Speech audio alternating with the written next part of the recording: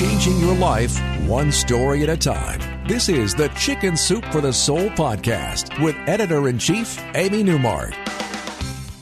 Hey, it's Amy Newmark with your daily dose of Chicken Soup for the Soul inspiration to make you simply happy. It's Tip Tuesday, and today I want to talk about some simple ways to handle difficult people, including your own teenagers if you happen to have any.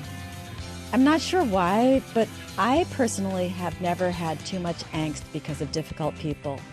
Yeah, I know they're difficult and they put obstacles in my way, or they try to make my happy life less happy, but somehow it has never bothered me as much as it seems to bother other people. I think the reason is that I don't take it personally. And if you don't think the bad person is deliberately doing something to you, it hurts a lot less and it doesn't seem nearly as awful. I wrote about this in my Simply Happy book because I think it's one of the keys to being happy. We all have to deal with difficult people from time to time, or maybe even every single day. So we need some good strategies. And I personally have 3 strategies that I use to handle difficult people. First strategy, remember that it's not about you. When I encounter someone rude or someone who seems truly angry, maybe a stranger such as someone working at a store, I remind myself that he or she is not being rude to me specifically.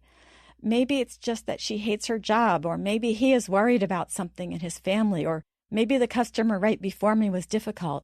But I'm not important to that person. That person certainly doesn't care enough about me to manufacture that rudeness from me. It's not about me. And this applies to people you do know as well. Sometimes you're just a convenient victim for them, a way for them to express their misery. There's something called an anger triangle, and that's when someone lashes out at you because you're an easier, safer target than the person that he or she is truly mad at. Last year, I had an example of this. I was having trouble with a business associate who was going through a divorce. He started lashing out at me, even though we had been friends and we had had a wonderful business relationship for 6 years. One Sunday, he called me at home and he just started screaming. My husband couldn't believe that I was calmly listening to this guy screaming. I just let him scream for 20 minutes. I was holding the phone away from my ear. But I figured I should listen because I might learn something.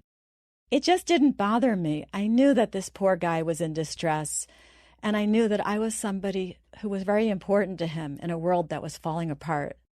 I don't understand why anyone would take it personally when someone is obviously reacting to his or her own issues.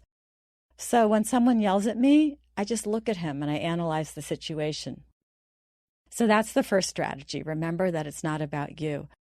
Second strategy, don't take it personally.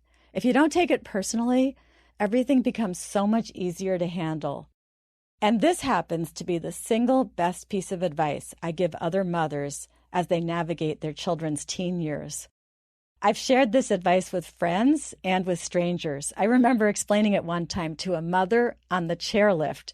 We were soaring over the ski slopes for 10 minutes, and I told her about this, and she was so grateful. She said that not taking it personally was going to change everything for her with her teens. It definitely worked for me. My kids' teen years were fairly easy, but it wasn't because they were so much better behaved than other kids. Yes, they got good grades and they did sports, but they also engaged in some of the normal, undesirable high school behavior, usually involving beer. I just never took it as a personal affront. The kids' behavior wasn't directed at me. It was just stuff that teens do. They can be really dumb. As I affectionately told my teenage son, throughout his high school years, you lack wisdom, judgment, and common sense. Now, my third strategy when somebody is being a jerk is to be thankful that I am not that person.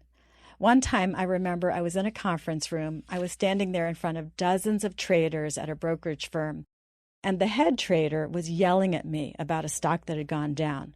I didn't make that stock go down. He was just being a jerk and venting his frustration on me. And there I was, a 5'3" female in my early 30s, surrounded by dozens of big guys, mostly older than me. It was really pathetic. The whole time he was screaming at me, I was thinking, I am so glad that I am not you. You are really a sad creature, and I get to be me, not you. You are stuck with being you. I was so thankful that I wasn't him. Now, that might seem, I don't know, a little bitchy, but it worked for me. That guy was a total coward, screaming at me instead of at his own bosses. They were the ones who had asked him to do work on this particular stock, and he was stuck with being himself forever. The fact is that getting angry is a waste of time, especially because, as you already know, it's not about you. I don't know its origin, but there is a great quote that goes something like this: "For every minute you are angry, you lose 60 seconds of happiness." So those are my 3 strategies for how to handle difficult people. They've worked great for me for decades, and I hope you'll find them useful too. Thanks for listening today. Please come back tomorrow for Wow Wednesday, when we'll talk about a big brother whose wise words protected his little sister, even from the grave. And if you want more of my simple tips for happiness, please pick up a copy of Simply Happy at your local bookstore, at Rite Aid, or on Amazon, among other places. You can also use #SimplyHappyProject on Twitter, Instagram, and Facebook to get a new Simply Happy tip every day this month.